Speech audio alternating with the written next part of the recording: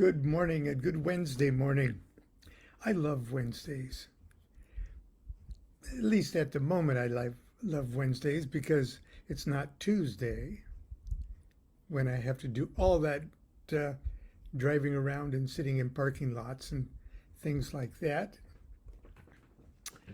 And it's not, well, anyway, maybe I just love it because it's called Hump Day. Whatever. I'm in my home. At the moment, it is not unbearably hot outside. It's only going to get up to 98 today, which supposedly is a cooling trend.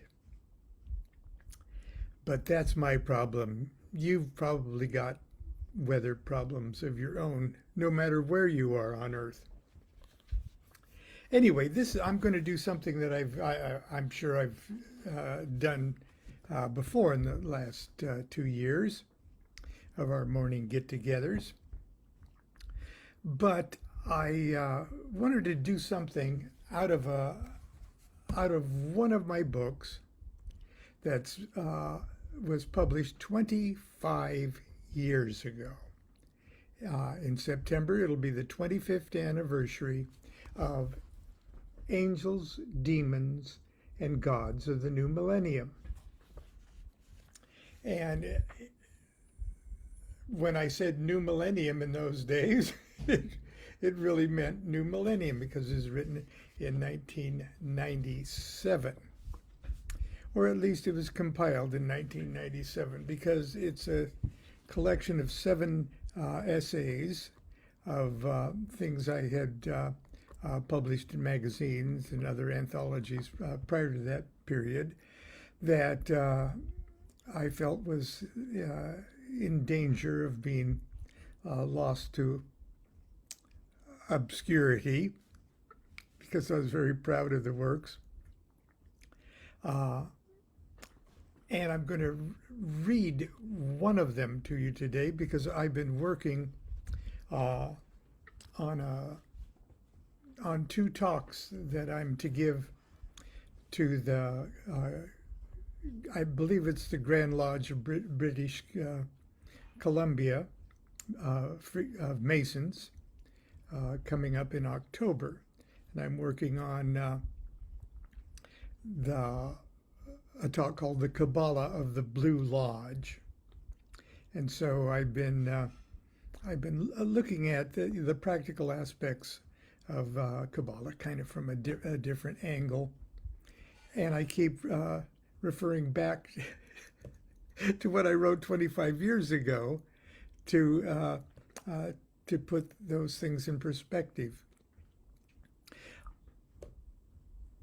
People who write are blessed and cursed with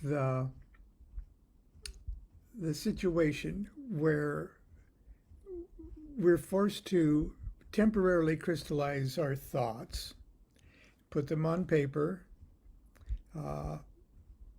Sometimes they get published and enshrined. They get chiseled in stone. But for some people, if they are honest with themselves, will admit that they are constantly in the process of, if not changing their minds, amending things as we grow. So the idea that what you write right now is probably not exactly what you would have written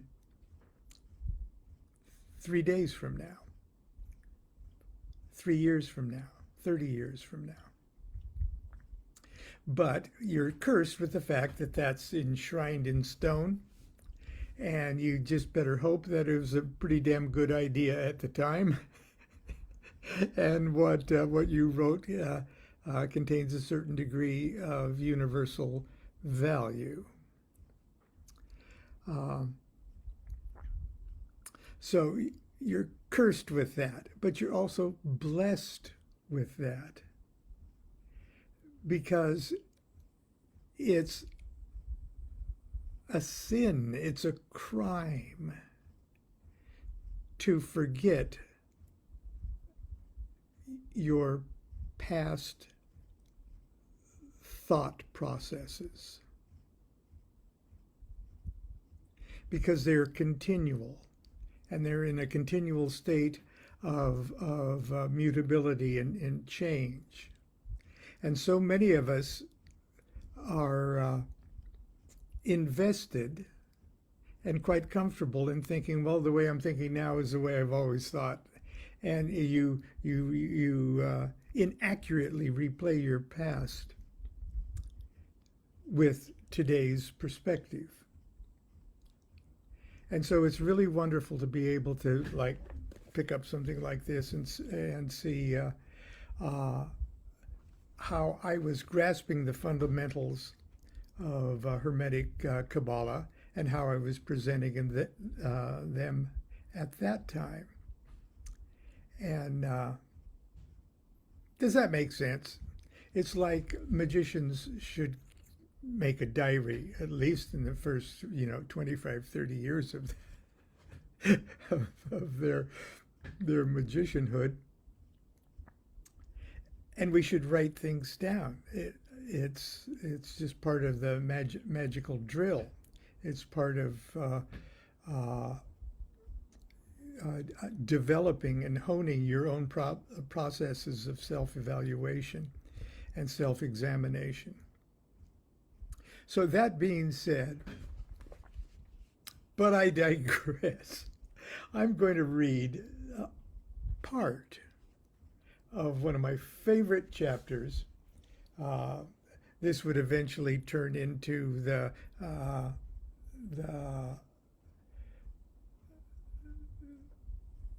Chicken Qabalah, son of Chicken Qabalah. But anyway, back in 1997, or probably a great deal earlier than that originally. Let's see. Well, we'll see. Qabalah, Zen of the West. Is this kosher? And it has an epigram from Lao Tzu. The way that can be told is not the constant way. The name that can be named is not the constant name. Lao Tzu, Tao Te Ching. And in honor of the 25th anniversary of the book you probably don't have, but can, it would make so many people happy if you would get this book. You don't know how many people you're hurting by not having this book.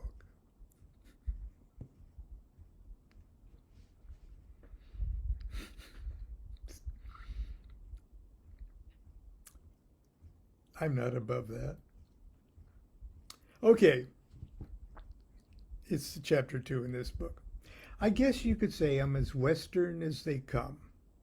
I was born in Long Beach, California in 1948 to parents of mixed European and Native American ancestry. Nourished on white bread, meat, and potatoes, and raised to manhood on the fertile plains of eastern Nebraska, where I was anesthetized by the ambiguous tenets of Methodism. I was in my late teens before I ever met a Jew, an atheist, or a person of color.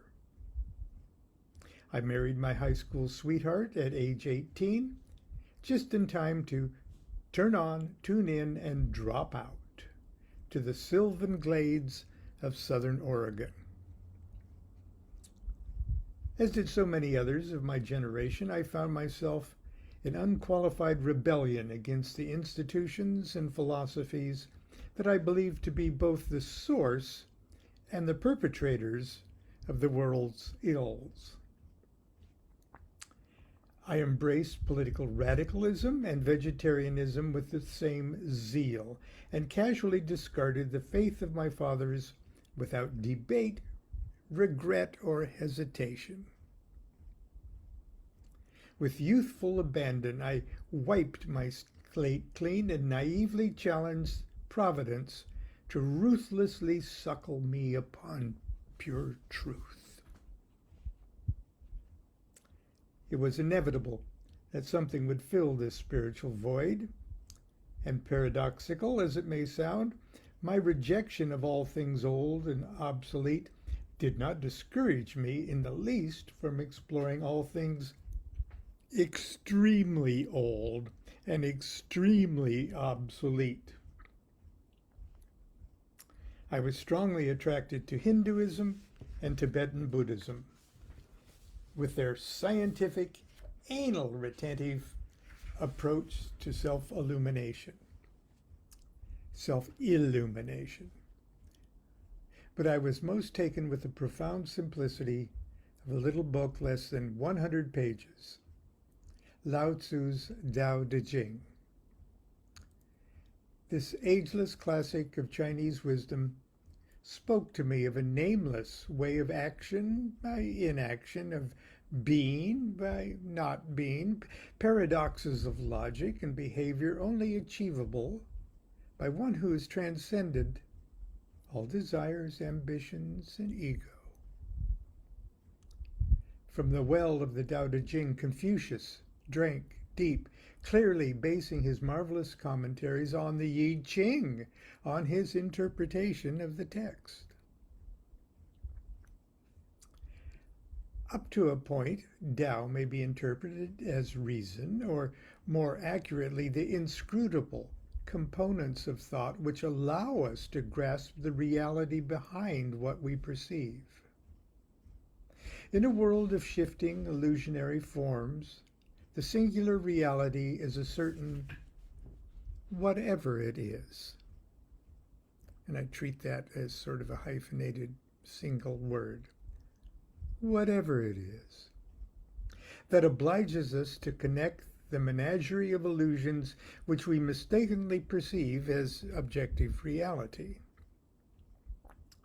The Tao is said to be unknowable because we cannot directly comprehend this whatever it is, because the thinking process itself gets in the way. Everything we think we know about anything is a result from our ability to observe its behavior through a series of consecutive movements. For this reason, the Tao is called the way, and it is said to reside in the motion rather than that which is moved. To apply the principles of Tao to one's personal life is an extremely subtle task, and especially suited to the calm rationality and introspective temperament of the Oriental psyche. Now I know 25 years later that sounds pretty corny and old-fashioned way of looking at things.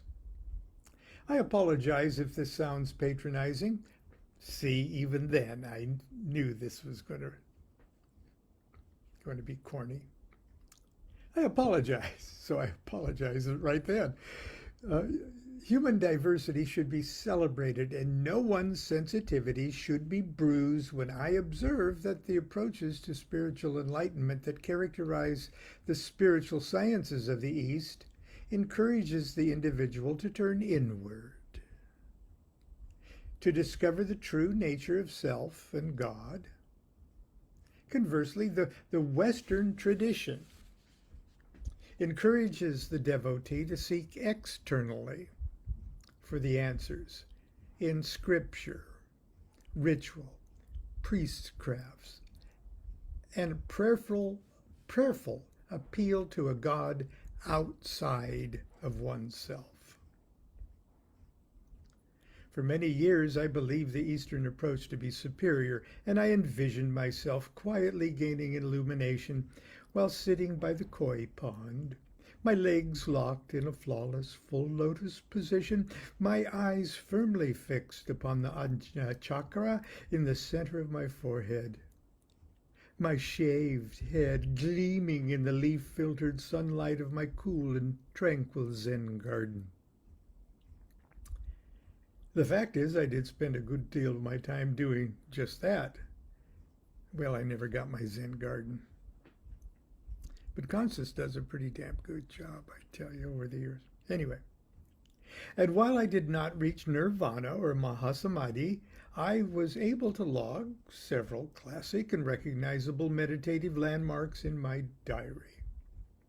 Still, I felt as though I was somehow going against the grain, as if I were trying to run Eastern software on my Western hardware.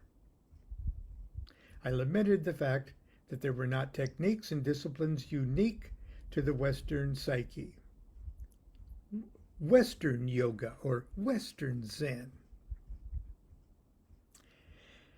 I was unable to find a document of comparable to the I Ching, and everything that advertised itself as Western mysticism seemed so encumbered with Christian self-hate and guilt that I stopped looking in that direction altogether.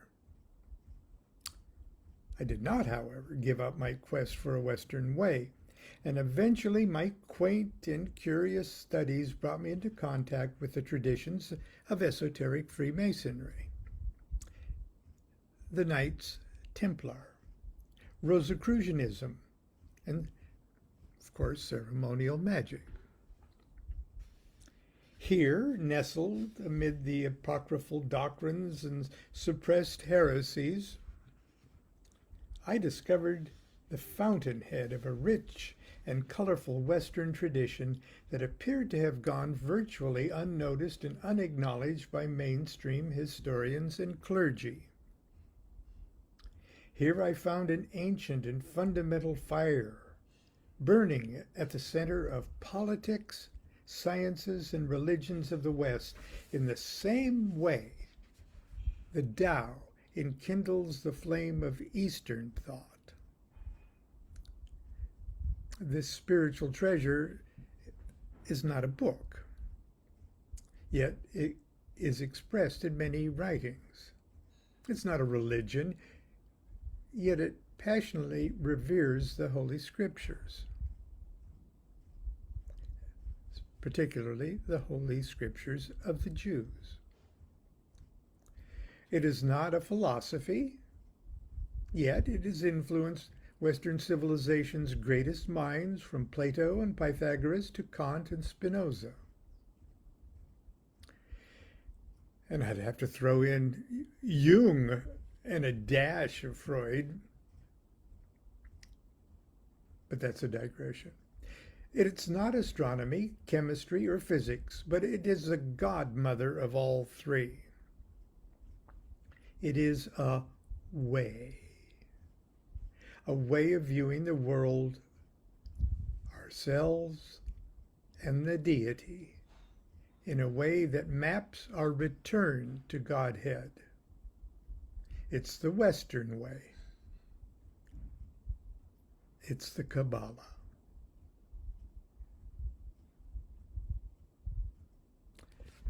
And that's where I'm going to end that today. I hope, if you don't have this this book, that you at least find a way to read the text.